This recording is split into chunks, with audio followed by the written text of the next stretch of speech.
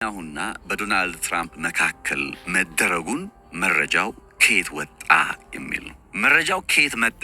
ኔታንያሁ በዶናልድ ትራምፕ ያው የስልክ መልእክታቸው እኮ ነው ጋይስ፣ ገብቷቸዋል አይደል? በስልክ ያወሩት ትራምፕና ኔታንያሁ ያወሩት የስልክ መልእክት መረጃው ከየት ወጣ? መረጃው ከየት ወጣ የሚለውን ነገር በተመለከተ ዛሬ አንድ ጉዳይ ነግራችኋለሁ። እስራኤል መቼስ እንደው አሜሪካን እየሰለለች ነው ሲባል ሰምታችሁ ላታውቁ ትችላላችሁ።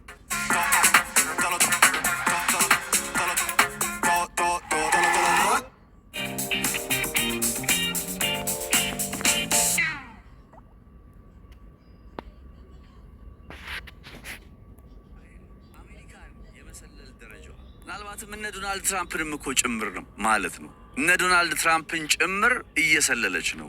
የአሜሪካ ባለስልጣናትን እየሰለለች ነው።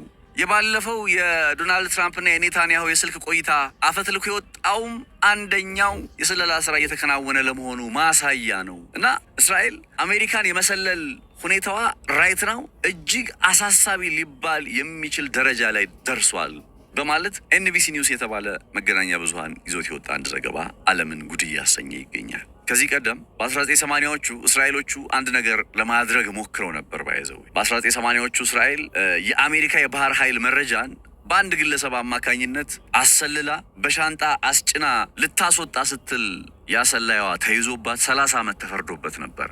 ይሄ በ1980ዎቹ የነበረ ታሪክ ነው እና አሁንም እስራኤል አሜሪካና እስራኤል በዚህ ከባድ ሊባል በሚችል ውጥረት ላይ ባሉበት በዚህ ሰዓት ላይ በሐሳብ ልዩነት ውስጥ ባሉበት በዚህ ሰዓት ላይ ትራምፕና ኔታንያሁ ላይ አንዳች የሐሳብ ልዩነት እየተስተዋለ ነው በሚባልበት በዚህ ሰዓት ላይ ይባሱኑ ብሎ አሜሪካ በእስራኤል እየተሰለለች ነው የሚለው ጉዳይ አስደንጋጭ ነገር ይዞ መጥቷል። ሰላም ጤና ያስጥልን ክብራትና ክብራን የገበያ ፖድካስት ቤተሰቦች፣ ነጻነት ላቀው ነኝ።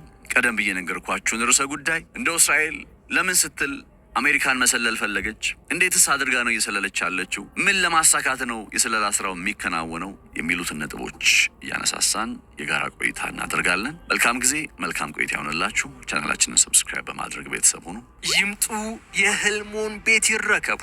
ይህ የምትመለከቱት እየተዋበችና እየደመቀች ባለችው ለቡ መብራት ላይ ዘመናዊ ገበናው በዋሽንግተንና በቴል አቪቭ መካከል ባለው ትብብር ላይም ድንጋጤን እየፈጠረ ይገኛል። በአሜሪካና በእስራኤል መካከል ያለው ውጥረት መባባሱን ተከትሎ ፔንታጎን ለእስራኤል የሰጠው የስጋት ደረጃ አሳሳቢ ወደሚባለው ደረጃ ላይ ተሸጋግሯል። ምን ማለት ነው? የሀገራት ለምሳሌ እነ ቻይና ወይም ሩሲያ ወይም ደግሞ ሌላ ኤኒ ሀገር ከአሜሪካ መረጃዎችን ማግኘት ወይም አሜሪካ በሌሎች ሀገራት ላይ መረጃዎችን ለማግኘት የስለላ ስራዎችን ማከናወን የመሳሰሉት ነገሮች የተለመዱ ናቸው። በሀገራት መካከል የተለመዱ ናቸው። የስለላ ተቋማትም ያው አደንዶ ስደይ የሚኖራቸው ለዚሁ ነው። አሜሪካም ይሁን እስራኤልም ቢሆን ሩሲያ፣ ቻይና ሁሉም ሀገራት የስለላ ተቋም ያላቸው አደንዶ ስደይ የሆኑ አስፈላጊ ሆነው የሚገኙ የስለላ ስራዎችን ለማከናወን ነው እና እነዛ የስለላ ስራው የሚያከናውኑ ሀገራት ግን ይሄ የሚሰሩት ስራ ለዛች ሀገር ለምሳሌ አሜሪካ ላይ የስለላ ስራ የሚያከናውኑ ሀገራት የስለላ ስራቸው ለአሜሪካ ምን ያክል አሳሳቢ ነው፣ ምን ያክል የመረጃ ተጋላጭነቱ ጠለቅ ብሎ ገብቷል፣ ምን ያክል የነ አሜሪካ ጓዳ ጎድጓዳ እየተበረበረ ነው በሚለው ጉዳይ ላይ ደረጃዎች አሉ።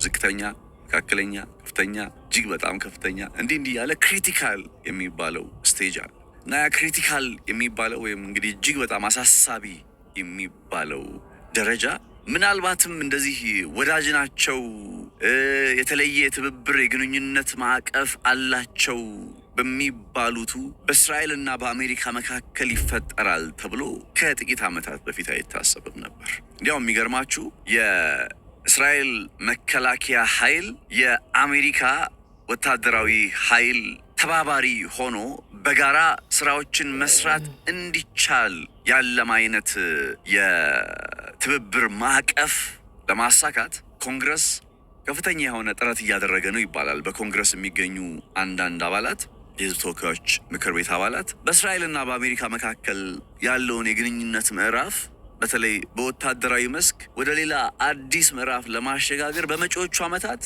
ያልተገደበ አይነት ግንኙነት በእስራኤል ወታደራዊ ኃይልና በአሜሪካ የጦር ኃይል መካከል እንዲደረግ ፍላጎት እያሳዩ ነው የሚሉ ዘገባዎች እየወጡ ነው። አሁን እንዲህ አይነት ያልተገደበ የግንኙነት የትብብር የወታደራዊ አጋርነት ማዕቀፍ ውስጥ ለመግባት እየተዘጋጁ ነው የሚባሉት እነዚህ ሀገራት በአሜሪካ ኮንግረስ ውስጥ እንዲህ አይነት መሰል ነገር አለላቸው የሚባል እነዚህ ሁለት ሀገራት አሁን ጭራሽ እስራኤል አሜሪካን በመሰለል የአሜሪካን ጓዳ ጎድጓዳ በመበርበር የምትፈልገውን አይነት መረጃ ለማግኘት የምታደርገው ጥረት እንደዚህ ማሳስቦኛ ያቅ እያሉ ነው የሚገኙት የፔንታጎን ባለስልጣናት። እጅግ በጣም አሳሳቢ በሚባል ደረጃ ላይ አሜሪካ በእስራኤል እየተበረበረች ነው የነ ኤንቢሲ መረጃ የሚያመላክተው። በእስራኤልና በዩናይትድ ስቴትስ መካከል በተለይ ከኢራን ጋር ያለውን ጦርነት በተመለከተ ቀጣይ ጉዟችን ምን ይሁን በሚለው ላይ ዶናልድ ትራምፕና ጠቅላይ ሚኒስትር ቤንያሚን ኔታንያሁ የተለያየ አቋምና ሐሳብ አላቸው እና ይሄ ሁለቱ መሪዎች የተለያየ ሐሳብና አቋም አላቸው ማለት ደግሞ ለምሳሌ የአሜሪካው ፕሬዝዳንት ዶናልድ ትራምፕ ይህንን ጦርነት አሁን ባለበት ነባራዊ ሁኔታ በስምምነት ቋጭተው መውጣት የሚፈልጉ ናቸው። እነ ጠቅላይ ሚኒስትር ቤንያሚን ኔታንያሁ ደግሞ አንደኛ ከፊታቸው ምርጫ አለ። ኦክቶበር 2026 ላይ በእስራኤል የሚከናወን ምርጫ አለ። በጠቅላይ ሚኒስትር ቤንያሚን ኔታንያሁና በነ ትራምፕ መካከል መከፋፈል አለ የሚለውን ነገር ለማየት ዶናልድ ትራምፕ ጦርነቱን መቀጠል የሚለውን ጉዳይ ታሳቢ ማድረግ አይፈልጉም። ጦርነቱን አሁን ባለበት ነባራዊ ሁኔታ ማቆም፣ ጦርነቱን መክታት፣ በድርድር መጨረስ ይህን ጉዳይ ነው የሚያተኩሩት። በአንጻሩ ኔታንያሁ ደግሞ የአገዛዝ ለውጥ ማከናወን ይፈልጋሉ።